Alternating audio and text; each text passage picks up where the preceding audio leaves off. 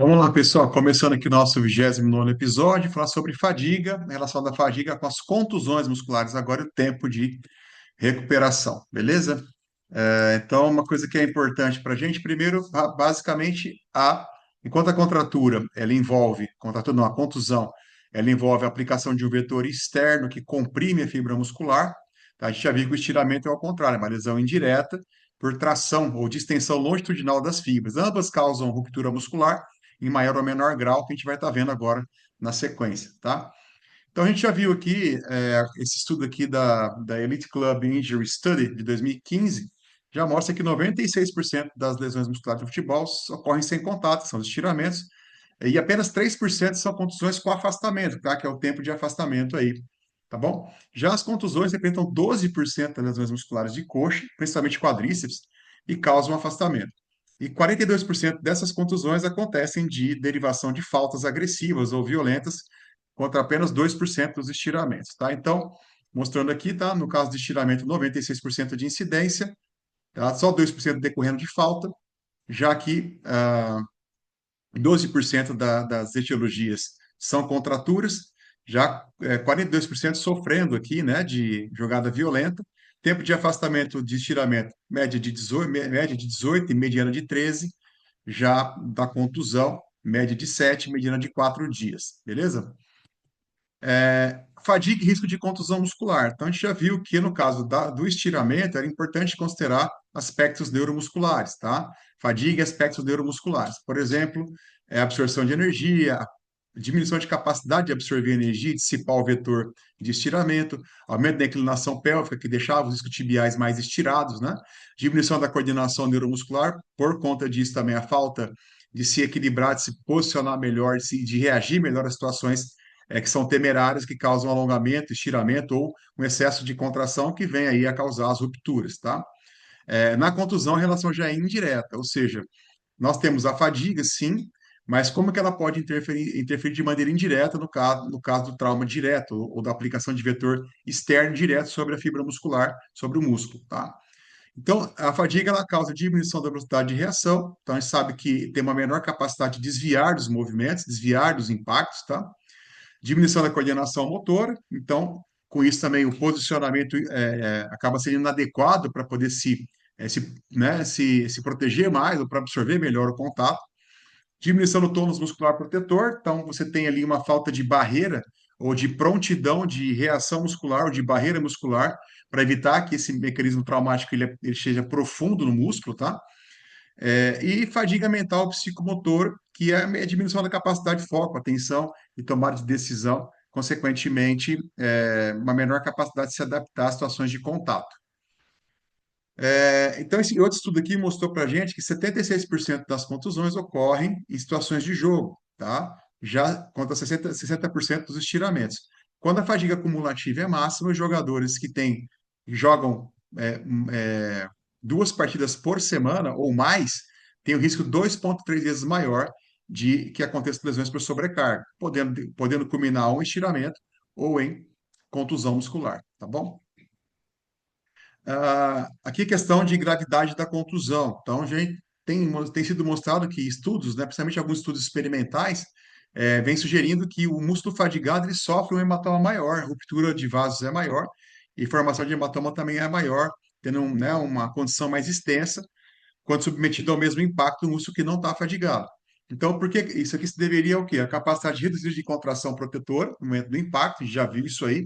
Então, é igual aquela questão, você vai tomar uma bolada, a bola, o cara vai ameaça que vai chutar, você já se contrai, tá? Tem uma contração de proteção antecipatória. Então, isso fica reduzido diante da fadiga muscular. Então, esse escudo muscular fica mais prejudicado. Consequentemente, a invasão do vetor externo acaba sendo maior. O tônus muscular do músculo fadigado ele é menor, ou seja, reforça um pouco a falta do escudo de proteção, tá? Uma tonicidade menor faz com que a profundidade, a profundidade e extensão da ação do vetor seja maior também na compressão tecidual. E o fluxo sanguíneo ele fica alterado, então o hematoma ele é potencialmente maior. Então vimos aqui, né? Se tem ali um músculo fadigado, esse escudo externo fica comprometido, o tônus fica diminuído, então a invasão do vetor aqui acaba sendo maior, tá? Então a dissipação de força acaba sendo maior também, e, consequentemente, as lesões, a extensão da lesão fica maior, a ruptura de vasos fica maior, a extensão do hematoma maior, tá? Então, já vimos que acontece de maneira indireta, tá? Então, quando a musculatura está fadigada, você tem todos esses fatores contribuindo para que a ação do vetor externo aplicado seja mais contundente aí na lesão, ok? Essa classificação do Jackson e do Feggin, que é de 73, ainda é vigente, ela se aplica bastante para o músculo quadríceps, que é o principal alvo aí das nossas contusões, tá? E aí você tem aqui as subdivisões em grau 1, grau 2, grau 3, leve, moderado e grave. E aí ele fala para a gente, né, que se o indivíduo não consegue atingir, se ele começa a ter dor além de 90 graus, de uma flexão passiva do joelho, nós temos aqui grau 1, o hematoma quase não é visível, bem localizado, edema discreto e deambulação preservada. Agora, no grau 2, ele vai sentir uma dor na angulação a partir de 45, se estendendo até 90. Já que tem o hematoma que é visível, perda parcial da marcha, edema significativo. Já no grau 3, tá, o indivíduo ele, não atinge 45 graus, tá? Na flexão passiva do joelho, já existe uma dor anterior à angulação de 45 graus, já com edema e hematoma extenso, incapacidade funcional importante, tá? E já o risco de miosite ossificante, que é a principal complicação das contusões. Beleza? E aqui nós temos aqui uma visão de tempo de reabilitação quando você tem uma lesão por contusão. Estiramento a gente já viu no slide anterior, mas na contusão, o afastamento médio de 7 a 9 dias, com a mediana de 4. Já no estiramento, afastamento médio de 18 a 19, com a mediana de 13 dias. Tá? Então, o estiramento ele é um pouco mais complexo para você administrar terapeuticamente e fazer o return to play aí desse atleta, ok? Também com relação à gravidade da lesão, a gente tem também o tempo estimado de retorno. Então, aqui a gente viu a questão de afastamento médio, tá? E aqui com relação à gravidade da lesão. Então, no grau leve, no caso da contusão agora, tá? Aqui foi uma comparação entre estiramento e contusão, já que dentro da contusão, nos seus graus 1, 2 e 3. Então, quando é um grau 1 que é leve, a estimativa de tempo afastado é de 3 a 7 dias, tá? Moderado, 7 a 14 e grave, 3 a 6 semanas, tudo bem? E aqui, tomar cuidado, tem o risco de miosite ossificante. Bom, já falando da complicação, que é a miosite ossificante, então é o principal foco aí de perturbação dessas contusões mais graves, tá? E é uma calcificação heterotópica, ou seja, é uma ossificação no lugar onde não deveria ter osso, tudo bem? Isso acontece bem no interior do hematoma muscular. Então, o que que acontece aqui? Normalmente, células mesenquimais indiferenciadas migram para esse local de hematoma, tá? E se não houver uma boa condução terapêutica, um respeito às fases, e evitar que existam na fase mais aguda, subaguda, calor profundo, massoterapia, tá? Você começa ao fazer isso, fazer com que essas células se diferenciem para as células osteoprogenitoras, que vão começar a depositar cálcio na região do hematoma, tá? E formam-se espículas ósseas nessa região, que é uma complicação bastante importante, que vai comprometer o músculo na sua produção de força, na sua flexibilidade, tá? No controle articular que executa durante o movimento. Então, tem que tomar bastante cuidado com isso aqui. Então, ocorre em 9 a 17% das contusões do quadríceps, o fator de risco mais forte, né? Então, já falei para vocês. Então, em períodos agudo e subagudo, não se deve estimular muito, ah, nem mecanicamente, nem por calor, a região do hematoma, tá? Porque é isso que vai fazer com que haja ali a tendência a essa ossificação heterotópica, tá bom, pessoal? Então, pessoal que quer acelerar muito o processo, com massagem, com calor, beleza? Sem esperar o período de reabsorção desse hematoma e desse edema, cria uma temeridade aí e o risco de formar a miosite aumenta.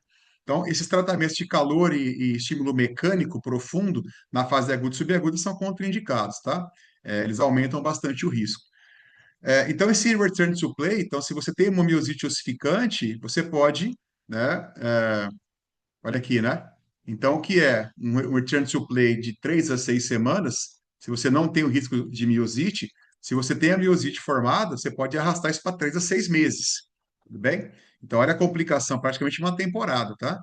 E a prevenção, que é o PRICE imediato aqui, evitar massagem e calor na fase aguda. Lembrar que o PRICE, que é o antigo posicionamento, repouso, gelo, compressão, elevação, ele está sendo substituído agora pelo Peace and Love, tá? Do inglês Peace, né? Paz, que é P-E-A-C-E, o P, que é posição, que é a proteção, né? O E, que é a parte de elevação. Então, proteger a área que está inflamada com hematoma. Lembrar que o PIS a gente recomenda de 3 a 4 dias, que é na fase aguda e subaguda. Então, é proteção da área, tudo bem? Elevação, para você facilitar o retorno venoso, a remoção desse hematoma e desse edema. O A, que é do avoidance, que é para você evitar o anti-inflamatório, aí, até porque é importante que não haja uma inibição do processo inflamatório, que é crucial para a cicatrização, né? O C, que é a compressão, você usar bandagens para que você, até compressivas, para que você evite que esse hematoma, o edema se alastrem no local. E o E, tá? Que é a questão a parte de educação. Então, já mostrar para o atleta que depois desses 3, 4 dias, a gente vai iniciar um processo mais ligado ao movimento, tá? E o Love, que é exatamente a fase que vem depois desse terceiro, quarto dia, é a parte do exercício propriamente dito. Por isso que o L é o load, né? Que é a carga. A gente vai trabalhar com a administração de uma carga progressiva, respeitando a fase. O O, que é a parte ligada ao otimismo, você incentivar o otimismo e a positividade do atleta com relação ao prognóstico, a um bom prognóstico e retorno total à função. O V, que é a questão do estímulo vascular, você começar com algum trabalho aí um trabalho leve e progressivo dentro de um aspecto aeróbico, para você mover essas fibras e oxigenar e irrigar essas fibras, tá? Que estão aí sendo reparadas. E o E, que é a parte do exercício propriamente dito, que é a progressão de exercício. Tranquilo? Então, aqui mostrando, né? Então, essa incidência de 9 a 17% são contusões no quadríceps, beleza? E aqui, quando tem um hematoma extenso, a probabilidade da formação da miosite é grande, principalmente nas lesões de classificação 3. Então, há bastante cuidado, principalmente evitando massagem, evitando estímulos mecânicos e calor profundo nessa região durante a fase aguda e subaguda do processo. Tá? E aqui entra mais com as questões de contenção desse hematoma e estímulos que fazem isso aqui se resolver rapidamente. Tudo bem? Bom, então resumindo, vimos então que o atleta fatigado toma piores decisões, se coloca em situações de risco maior para um contato que pode causar contusão, ele reage mais lentamente, fica mais suscetível a esses contatos e a danos provocados por esses contatos.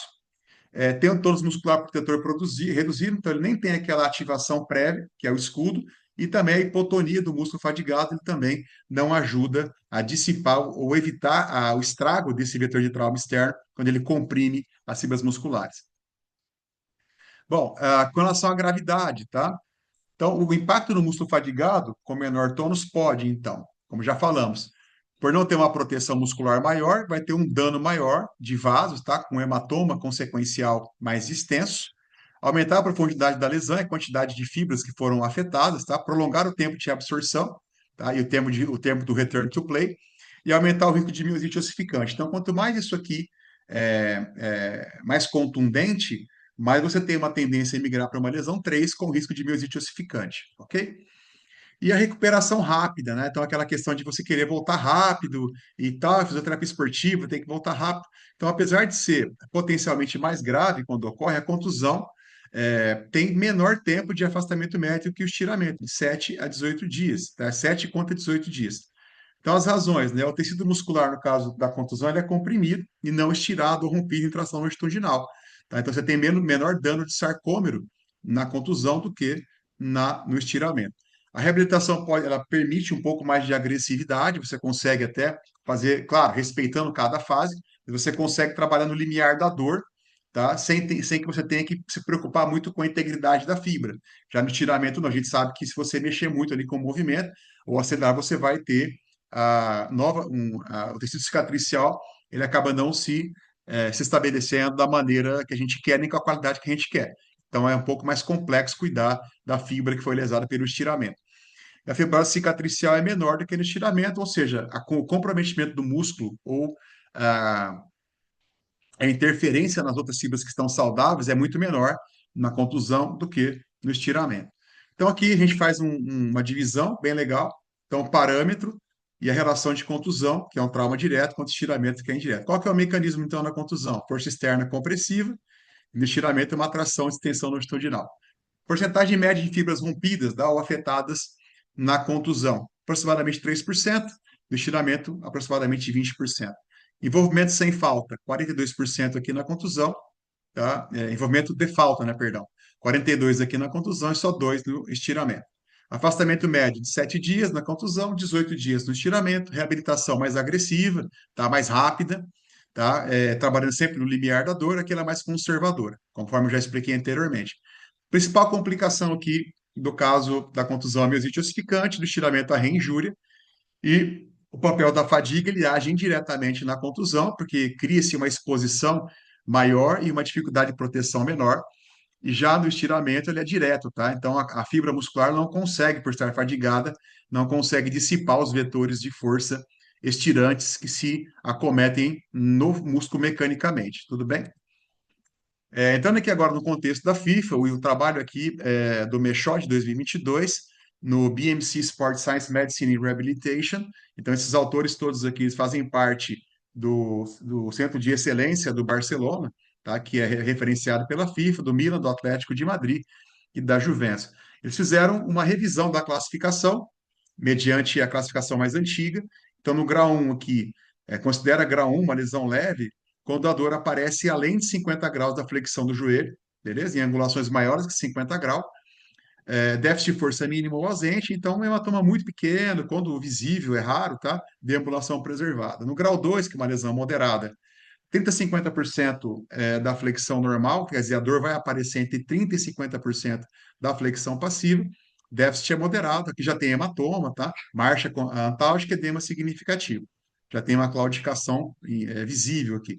E no grau 3, tá? Que é a lesão grave, a dor vai aparecer abaixo de 30 graus da flexão passiva do joelho, déficit de força importante, hematoma extenso, né? Aqui tudo mais comprometido, incapacidade funcional importante, risco de complicações como a miosite ossificante. E aqui a questão do return to play, levando em consideração lesão leve, moderada e grave, grau 1, grau 2, grau 3. Então, grau 1, de 2 a 5 dias, tá? Grau 2, 7 a 14, grau 3, de 20 a 25 dias ou um pouco mais. Lembrando que aqui, se você errar a mão aqui, se você acelerar demais, que é o paradoxo do retorno, tá? Mais rápido, você pode estender de 3 a 6 meses esse retorno desse atleta. Então, bastante cuidado com respeito daquilo que se deve fazer em cada fase. Tranquilo? Então, você que quer realmente participar, ou quer indicar isso para algum colega, é só escanear o QR Code, você vai estar entrando no nosso grupo, até porque essas aulas vão ser disponibilizadas dentro do nosso grupo VIP. Então, você que quer convidar um colega ou pessoas, tá? É só passar esse link ou escanear e a gente vai estar cada vez mais com mais pessoas acompanhando o nosso trabalho, beleza? Aqui o meu Instagram, então quem não segue, tá aí, a gente está aí com o Instagram totalmente voltado para essa parte de fadiga, lesões. Então, espero vocês lá também pelo Instagram. Valeu, pessoal. Então, até mais, até o próximo episódio. Um abraço.